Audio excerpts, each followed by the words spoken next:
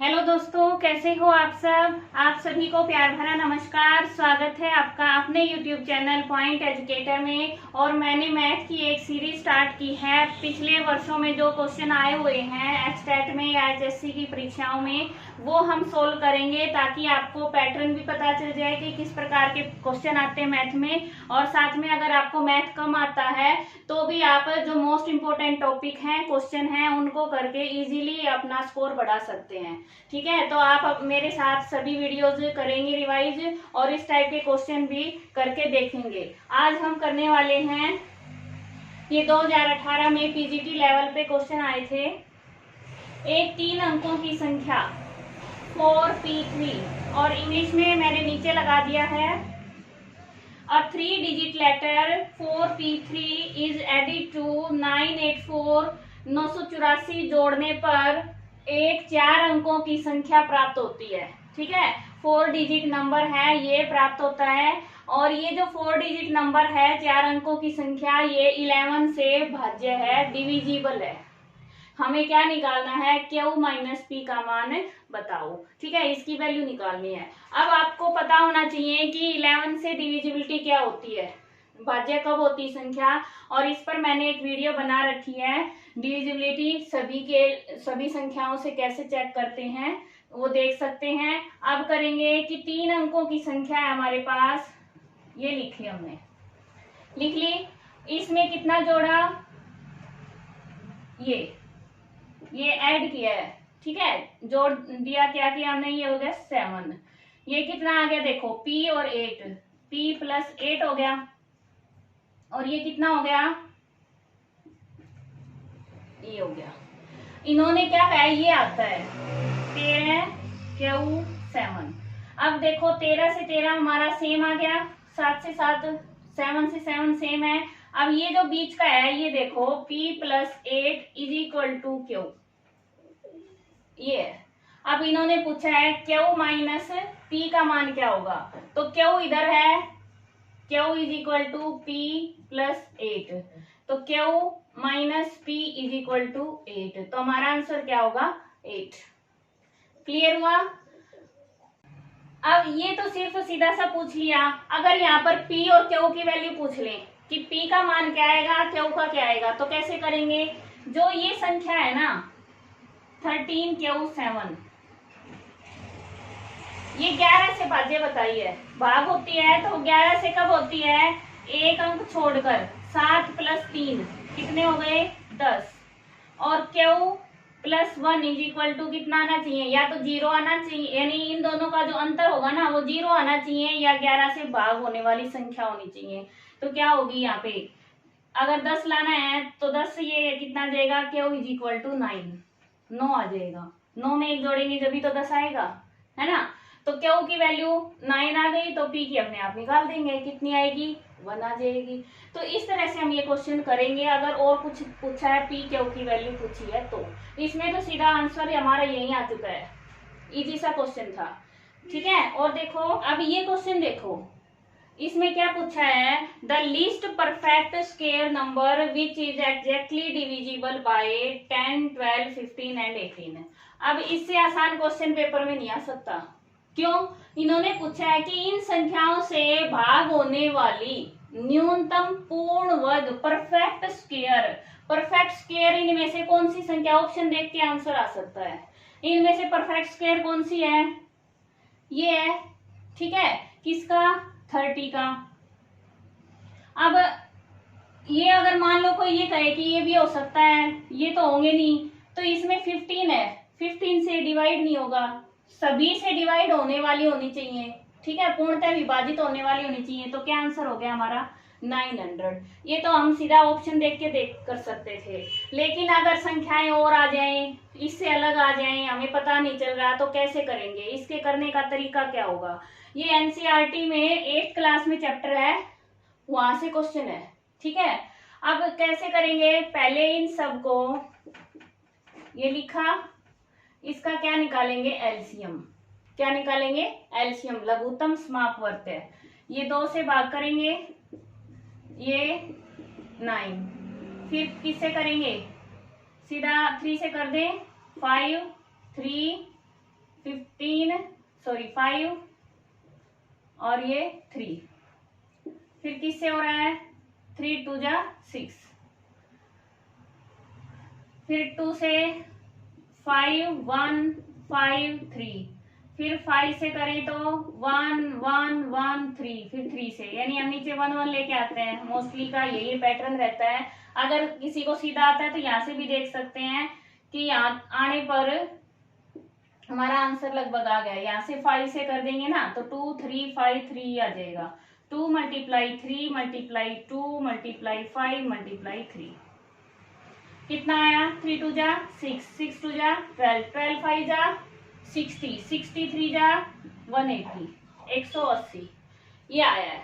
ठीक है, अब हमारे पास 180 इसका लघुत्तम आया, एलसीएम आया है। अब परफेक्ट स्क्वायर निकालने के लिए क्या करते हैं? 180 का प्राइम फैक्टराइजेशन करेंगे। प्राइम नंबर से इसको फैक्टर बनाएंगे। प्राइम नंबर के 2 से करेंगे 90, फिर 2 से करेंगे 45, फिर 3 से करेंगे और फिर 3 से करेंगे ये। अब हमारे पास प्राइम फैक्टराइजेशन हो गया ये। अब इसमें पेयर देखो, जोड़े बनाओ किस किस के बन गए। 2 का जोड़ा बन गया, ठीक है, फिर 3 का भी जोड़ा बन गया। अब हमारे पास 5 अकेला रह गया। क्या रह गया? 5। तो 180 को 5 से जब मल्टीप्लाई कर देंगे तो 900 आएगा। तो हमारे पास ये होगा परफेक्ट स्क्वायर। परफेक्ट स्क्वायर में हमेशा पेयर होते हैं ना, 2 के जोड़े बनेंगे जरूर। तो 2 का भी बन गया, 3 का भी बन गया, अब 5 का नहीं बन रहा। तो 5 से जब इसको मल्टीप्लाई कर देंगे तो ये ऐसा लिस्ट नंबर है, न्यूनतम पूर्ण वर्ग है जो सभी से डिवाइड हो जाएगा। क्लियर हुआ?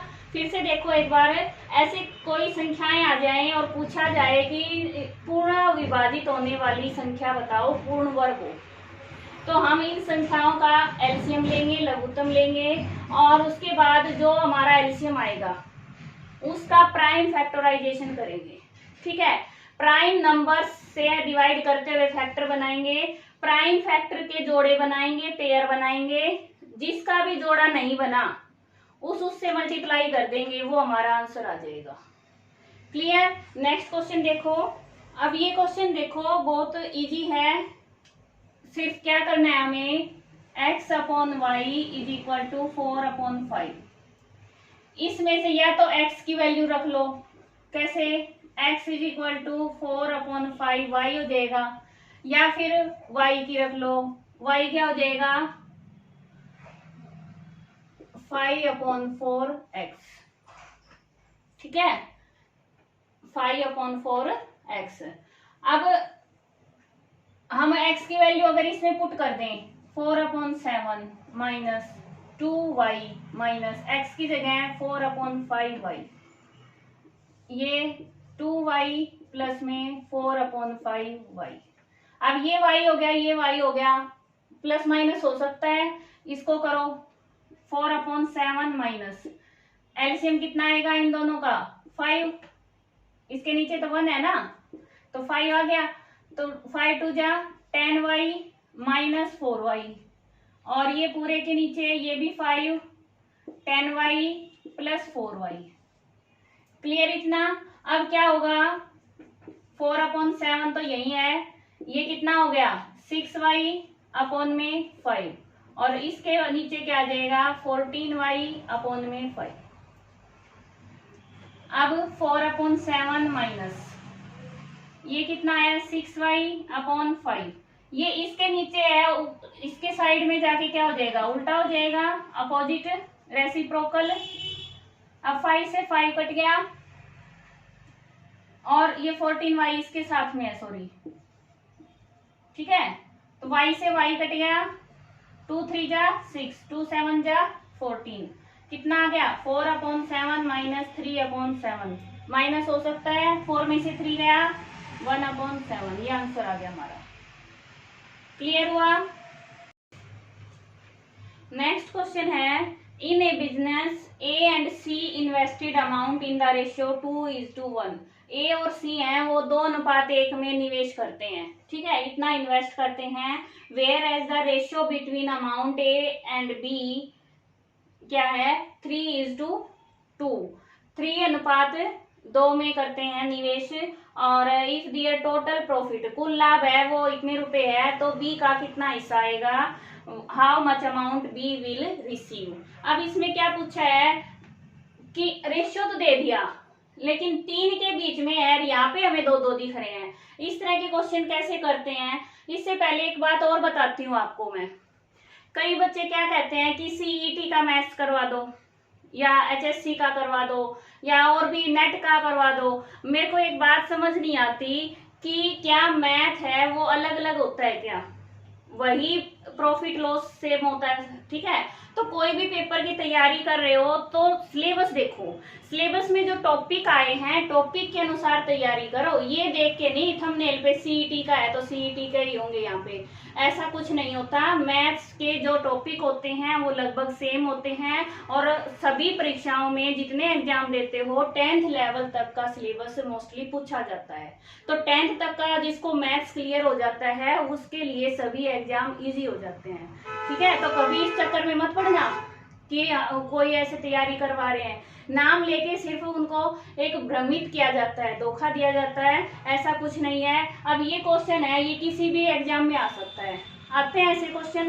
अब देखो A/C, A और C का अनुपात है, A और B का है, दोनों में इनमें कॉमन क्या है, A है, इसमें भी है, इसमें भी है। तो हम A को बीच में लिख लेंगे, एक साइड B लिख देंगे, एक साइड C लिख देंगे, ठीक है। तीनों का निकालना है हमें। A को बीच में लिखा, एक को इधर एक को इधर, मर्जी है C को इधर लिख सकते हैं, B को इधर लिख सकते हैं, कोई परेशानी नहीं होगी। अब A और C का क्या है, 2:1, और A और B का कितना है। अब यहां ध्यान देना है, A है 3 तो A के नीचे 3, और B का कितना है 2, तो यहाँ कितना लिखेंगे 2, ये हो गया। अब आप सोचोगे A के तो 2 हो गए, इनके एक है। ऐसे क्वेश्चन कैसे करते हैं, इसकी तो इससे मल्टीप्लाई, इसकी इससे, और इसकी इससे, ठीक है। इसकी इससे तो कितना हो गया ये 4, अब ये कितना हो गया 6, और ये कितना हो गया 3, तो तीनों का क्या आ गया हमारा, ये आ गया अनुपात 4:6:3, ठीक है। तो B का 4 है, A का 6 है, C का 3 है। अब इसमें मान के चलेंगे, x मान के करते हैं हम क्वेश्चन, तो हमारा A का कितना हो गया 6x, B का कितना हो गया 4x, C का कितना हो गया 3x। अब टोटल लाभ बताया इतना, उनका हिस्सा है इतना, इन सब को ऐड कर लेंगे, कितना आ जाएगा 13x। अब 13x हिस्सा है उनका, अगर इसके इक्वल रख दें तो x की वैल्यू आ जाएगी, तो x इज इक्वल टू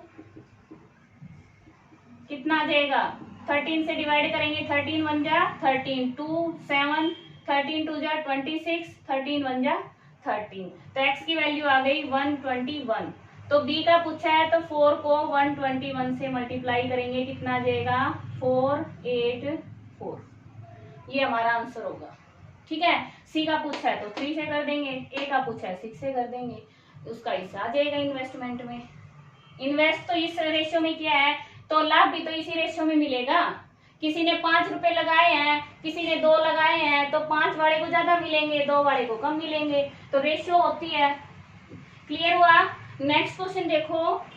अब जो क्वेश्चन है ये ट्रिग्नोमेट्री से है। ट्रिग्नोमेट्री का अगर आपको थोड़ा सा बेसिक क्लियर है तो ये क्वेश्चन हो सकता है, और अगर बिल्कुल नहीं आता तो फिर तो तुक्का ही लगाएंगे, ठीक है। तो क्या करेंगे, देखो sine A is minus cos A is equal to 0, ये दे रखा है, तो इसका मतलब क्या है, sine A is equal to cos A लिख सकते हैं। अब इन दोनों की वैल्यू, साइन और कोस की वैल्यू कहां पर बराबर होती है, at theta is equal to 45 degree, 45 degree पर दोनों की वैल्यू सेम होती है। क्या वैल्यू होती है वो, sine 45 degree is equal to 1/√2 और कोस 45 डिग्री, ये होती है, ठीक है। अब पूछा क्या है हमें, sign 4a plus cos 4a, इसमें पुट कर दो 1/√2, इसकी इसकी वैल्यू 4 प्लस 1/√2, इसकी वैल्यू 4 पावर 4, कितना हो जाएगा 1/4 प्लस 1/4, ये 4 1 plus 1 is equal to 2/4 is equal to 1/2। ये कैसे आया 1/√2 का स्क्वायर करेंगे तो ये कैंसिल हो जाएगा 1/2, और फिर एक बार और स्क्वायर करेंगे तो फिर 1/2, दोनों की मल्टीप्लाई 1/4। ठीक है, तो आंसर क्या आया 1/2। ये तो हमारा आंसर आ गया। अब कईयों को ये डाउट है कि हमें कैसे पता चले कि ये वैल्यू कितनी होती है, किस पर ये वैल्यू निकालनी भी आ जाती है कई बार। साइन 60 डिग्री कितना होता है, कोस 45 डिग्री कितना होता है। ठीक है, तो उसका मैं एक चार्ट सिखा देती हूँ, बहुत आसान है। पेपर में आप सिर्फ 10-20 सेकंड में वो पूरा चार्ट बना लेंगे, तो बहुत आसानी से सीख सकते हैं। देखिए, अब आप ये टेबल बनानी सीखो। देखो, सबसे पहले लिखेंगे 0, फिर 1 2 3 4, लिख दिया। अब सबको 4 से डिवाइड। जब हमने ट्रिग्नोमेट्री शुरू की थी तो हमारे टीचर ने ये सिखाया था। ठीक है, अब 2 1 जा 2, 2, ये कट गया, 1 आ गया, और ये सारा ऐसे ही है, ये 0 हो गया। अब इनके रूट लगा दो, अंडर दी रूट कर दो इनको। ठीक है, इसको सिंपल रख देंगे। ये कितना आ गया 0, ये आ गया 1/2, ये 1/√2, ये √3/2, और ये 1। ये किसकी वैल्यू आई है साइन थीटा की। फिर हमारा कोस थीटा। अब कोस थीटा इधर से करेंगे 1, फिर ये ले आएंगे, फिर ये सेम, फिर ये, और ये लास्ट में 0। अब हमारा है टेन थीटा। टेन थीटा क्या होता है sine theta upon cos theta, यही होता है। तो साइन ये, कोस ये, तो 0/1 कितना हो गया 0, 1/2 मल्टीप्लाई, क्योंकि नीचे डिवाइड में लाएंगे तो चेंज हो जाएगा ना, 1/√3 आ गया।